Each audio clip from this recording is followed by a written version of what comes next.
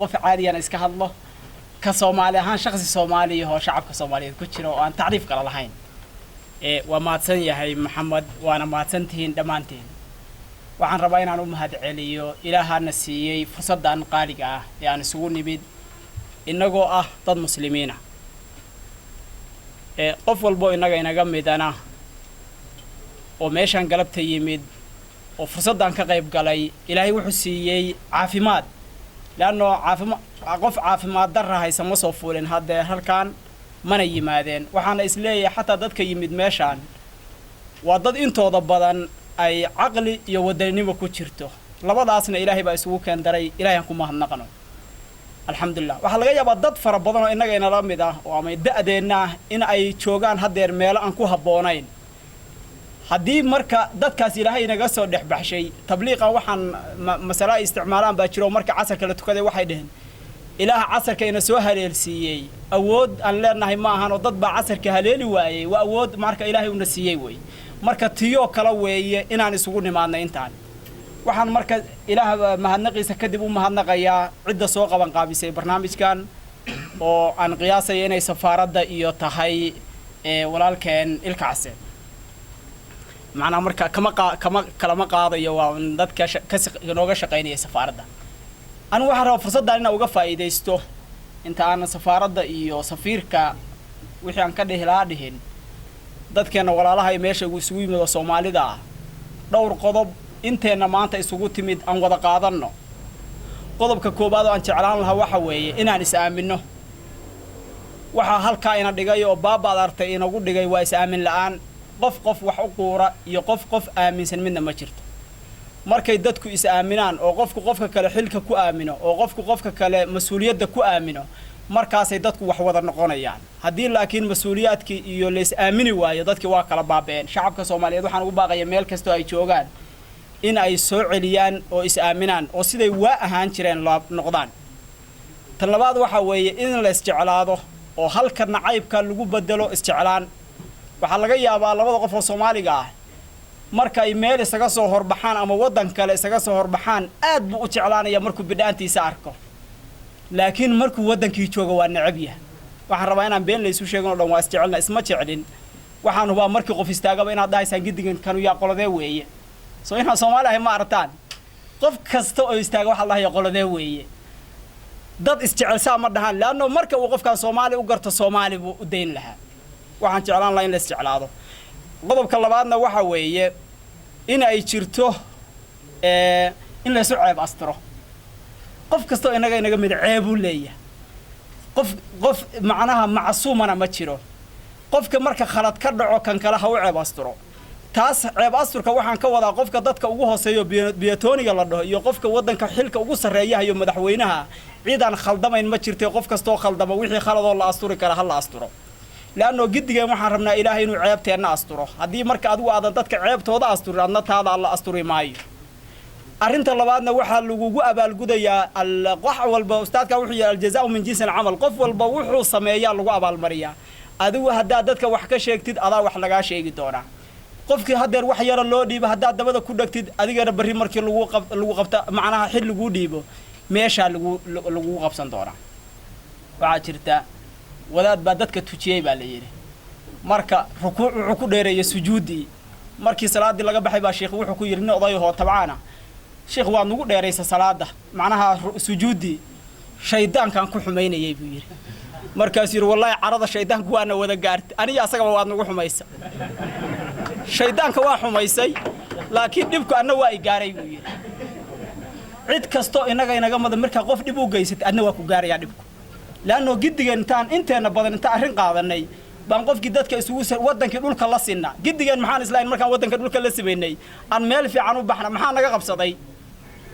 إلهي هذا ودن اللي جمال لحن وحن قضب كي وجود ما يوفرين تاكوسو جبين لها قبيل كانوا استعمال الله سيفي عن قبيل كانوا استعمال الله سيفي عن وحن كوضع هل كان قبيلة استعمال لين أنا قبيل استعماله وده ما العرب توكله وسيرك waxa halka ugu qoran hebel oo reer hebel laakiin macna kala uma leh qofku shaqo siinayo u fiirin maayo qualification buu eegaya wax kala fiirin maayo aqoonta qofka iyo shakhsiyadda iyo muxuu dadka badbaadin karaa buu fiirinayaa laakiin maca dalika qabiilku kursigu ugu qorayo waa lagu garanayaa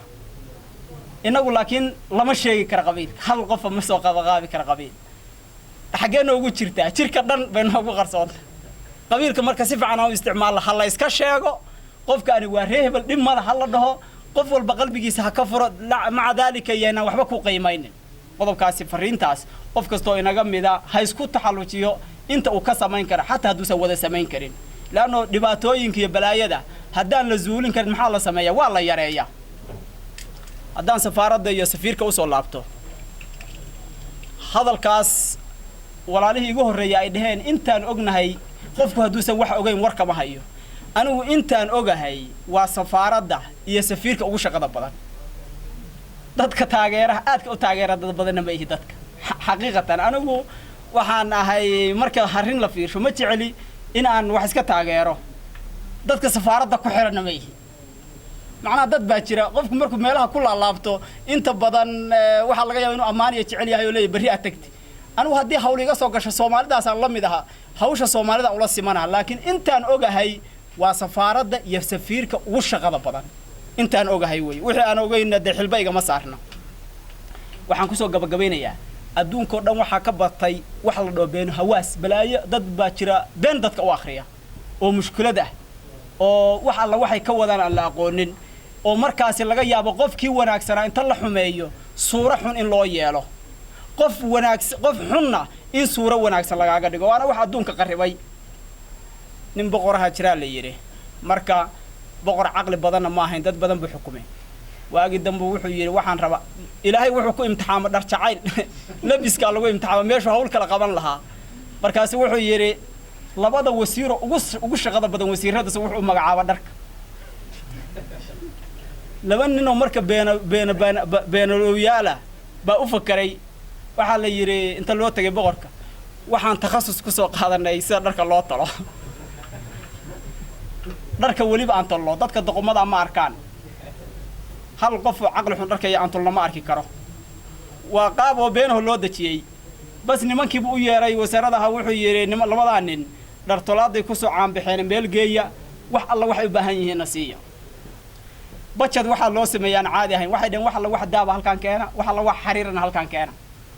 bas qalab la rakibtay iyo makiinado wax kalena lama soo gadan mar alla markii dadka kormeelayaasha yimaadaan makiinadaha la istaara markaas wasiiradu saa u fiirshaan makiinadu kaligood iska soconaya waxba kuma shaqeynayaan markaas wasiir walba wuxuu dhahay hadaa dhahdi waxa ma arko doqon baa lagu dhih markaas wallahi alla makiinadu dharkay sameynaysa qurux badan waxbana hadda makiinadu ma wado sidii ugu wada maalinkii dambe la yiri waa diyaar dharkii boqorku ha diyaar garoobo dadkii oo dhan baa la casumo beel banaan la isugu yeera